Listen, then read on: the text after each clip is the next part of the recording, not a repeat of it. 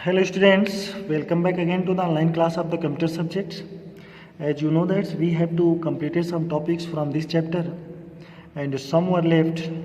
So आपको पता है कि अपना एक्सेल चैप्टर चल रहा है जिसमें हमने फर्स्ट सेकेंड वीडियो ऐसे करके दो वीडियो में कुछ टॉपिक्स को कंप्लीट कर लिया है। आज हम इस चैप्टर के थर्ड वीडियो को कंपोज करने जा रहे हैं जिसमें हम देखेंगे जीसीडी फंक्शन। जीसीडी फंक्शन क्या होता है, इसका एडवांटेज क्या होता है, इसका यूज क्या होता है, इसका मीन्स क्या होता है। GCD function is the largest positive integers that divides the number without a reminder. ये जो जीसीडी फंक्शन होता है student is the largest positive integers, यह बड़े से बड़ा पॉजिटिव इंटीजर होता है जो डिवाइड करता है एक नंबर को बिना किसी रिमाइंडर के। For example is equal to GCD in the bracket 16, 36 returns the number since 12, right? 12 since 12 is the largest factor that goes into both number evenly.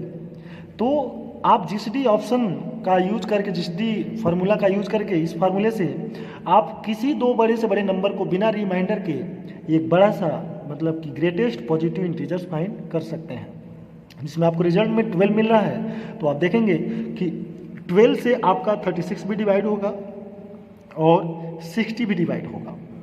Using GCD function, कैसे हम GCD function को use करते हैं देखेंगे। To use GCD function follow the given step.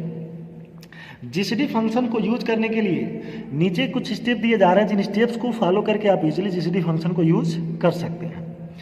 For that step first, select the cell E4 and click on formula tab. जैसे कि आप देख पा रहे हो बुक में D4 के साइड में E4 सेल को सेलेक्ट किया गया है और फिर आप फार्मूला टैब पे क्लिक करते हैं। ओके, जैसे ही फार्मूला टैब पे आप क्लिक करते हो आपके स्क्रीन पे कुछ इस टाइप्स का बॉक्स, फार्मूला बॉक्स ओपन हो जाता है जिसमें various kinds of formula available होते हैं। इन फार्मूले में से आपको जीसीडी अप्लाई करना है तो आप जीसीडी पे क्लिक कर लेते हैं, right. Click on the math entering option from the, click on the math, formula पे क्लिक करने के बाद आपको मैथ एंटरिंग पे क्लिक करना होगा। उसके बाद से फंक्शन लाइब्रेरी ग्रुप और list appear with many function, आपके स्क्रीन पे एक फंक्शन लाइब्रेरी ओपन हो जाती है जिस लिस्ट में ढेर सारे फंक्शंस अवेलेबल होते हैं। In step third, click on GCD function of new dialog box appear on the screen. Type the argument in number field like as B4, C4 and D4 in the number, first number, second number and third text boxes. Again click on OK button. Our result appear in the desired cell. Okay, so students आप देखेंगे जब ये सब करने के बाद आपके screen पे कुछ इस टाइप्स का बॉक्स ओपन होगा जिसको बोलते हैं फंक्शन आर्गुमेंट। इसमें फर्स्ट नंबर में आपने किसको देना है, B4 को, मीन्स B4 यहाँ पे जो भी टाइप है उसको देंगे। फिर सेकेंड नंबर में C4 को एंड फोर्थ नंबर पे D4 को दिया एंड लास्ट E4 में आपको आंसर मिलना है। तो ओके बटन पे प्रेस करेंगे, आपको आपका फार्मूला रिजल्ट यहाँ पे शो करने लगेगा। ओके, देखिए तो ऐसा आपके बुक में दिया है। ये प्रैक्टिस आप खुद करेंगे लैब में, जब कंप्यूटर पे करेंगे तो आपको बहुत ही ब्रीफली ये चीज़ समझ में आ जानी है कि जीसीडी फंक्शन क्या होता है। ओके, तो चलिए आगे बढ़ते हैं। Data sorting, okay, very important topic, data sorting. Next topic अपना आता है data sorting. When we arrange a given set of data in a particular order either in ascending or descending is called sorting. जब किसी बड़े से बड़े data को किसी एक पर्टिकुलर ऑर्डर में अरेंज करते हैं, जैसे कि असेंडिंग ऑर्डर में हो या फिर डिसेंडिंग ऑर्डर में हो, इस प्रोसेस को हम सॉर्टिंग कहते हैं, राइट। और जब कोई किसी डेटा को सॉर्ट करेंगे तो वो बन जाता है data sorting. For sorting data follow the given step. Step first, select the cell which the data of sort. सबसे पहले स्टेप फर्स्ट में आपको उन सेल को सिलेक्ट करना होगा जिन सेल के डेटा को आप सॉर्ट करना चाहते हो, मीन असेंडिंग ऑर्डर में, डिसेंडिंग ऑर्डर में या अल्फ़ाबेटिकल जैसे भी करना चाहते हैं, उसे आपको सेलेक्ट करना होगा। सेलेक्ट करने के बाद आप click on data tab. Select करने के बाद आप डेटा टैब पे क्या करेंगे स्टूडेंट, क्लिक करेंगे। डेटा टैब पे क्लिक करने के बाद click on sort option from sort and filter group. आप आएंगे सॉर्ट एंड फिल्टर ग्रुप में, इसमें सॉर्ट ऑप्शन मिलेगा, इस सॉर्ट ऑप्शन पे क्लिक कर देंगे।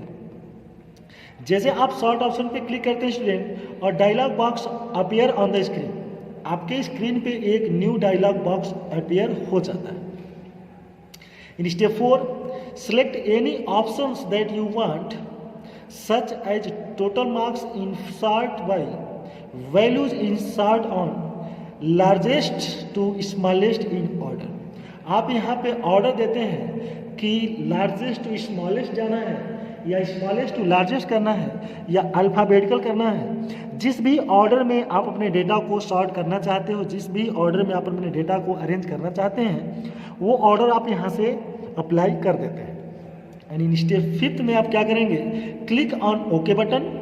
फिर ओके बटन पे आपको क्लिक कर देना होगा। Your result will appear according to your design. देखेंगे आपका जो रिजल्ट होगा आपकी चॉइस के अकॉर्डिंग, जैसा आप चाहते थे उस वे में अपीयर हो जाएगा, आपकी स्क्रीन पे दिखने लगेगा। ओके, सो ये होता है डेटा सॉर्टिंग। चलिए नेक्स्ट देखते हैं student, conditional formatting. Conditional formatting allow you to change the appearance of cell or format the data in the worksheet depending on certain conditions. Like you want to display overall average of students, for example, spreadsheet depending on the grades. For that, you should follow the some steps. Step first, select the cell range of an worksheet. We select C3 to C7। जैसा कि आपके book में cell range को select कर रहा है, C3 से C7 तक सेलेक्ट कर रहा है। अगेन स्टेप 4 सेकेंड में, on the home tab click on conditional formatting in style group. Style group में आएंगे और स्टाइल ग्रुप में आके आप कंडीशनल फॉर्मेटिंग वाले ऑप्शन पे क्लिक करेंगे। राइट, होम टैब पे क्लिक करने के बाद कंडीशनल फॉर्मेटिंग पे क्लिक करेंगे। जैसे आप कंडीशनल फॉर्मेटिंग में क्लिक करते हैं और list appear on the screen, आपके स्क्रीन पे एक लिस्ट अपीयर हो जाती है। In step 3, click the option as per your requirement by using the arrow to specific condition.